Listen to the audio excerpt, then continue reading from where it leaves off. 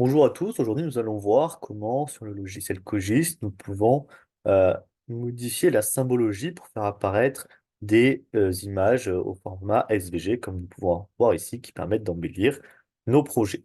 Donc tout d'abord, nous avons récupéré des fichiers GPX, donc des fichiers euh, de le GPS de données de terrain. Nous allons les télécharger, j'ai déjà fait, puis nous allons aller dans le logiciel QGIS.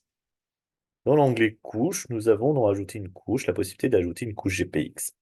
Donc, c'est le format des informations qu'on récupère dans un GPS. Nous avons ici un premier fichier macrophone et un deuxième fichier finé GPX correspondant donc à de la macrophone et des insectes.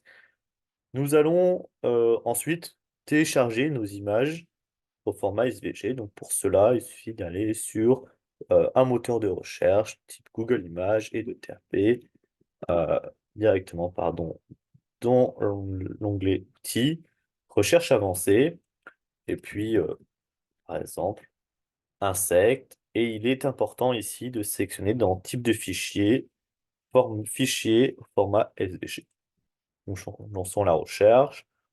Voilà, nous avons ici une très belle image de coccinelle au format SVG, donc sont reconnaissables avec ce fond. On va enregistrer l'image. Voilà, je l'avais déjà téléchargé, ce n'est pas grave, je le refais avec vous. Puis nous allons double-cliquer sur euh, la couche qui nous intéresse. Pour un peu plus de lisibilité, pardon, je vais supprimer ces couches, faire disparaître.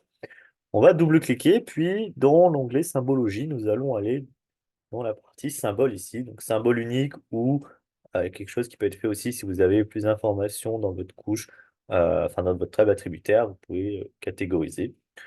Ici, nous n'avons qu'une seule information.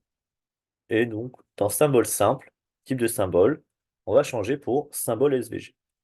Ici, nous avons un menu déroulant concernant les SVG. Donc, ici, dans le navigateur SVG, nous avons différents menus avec fichiers plutôt différents SVG, donc directement intégrés dans le logiciel QGIS.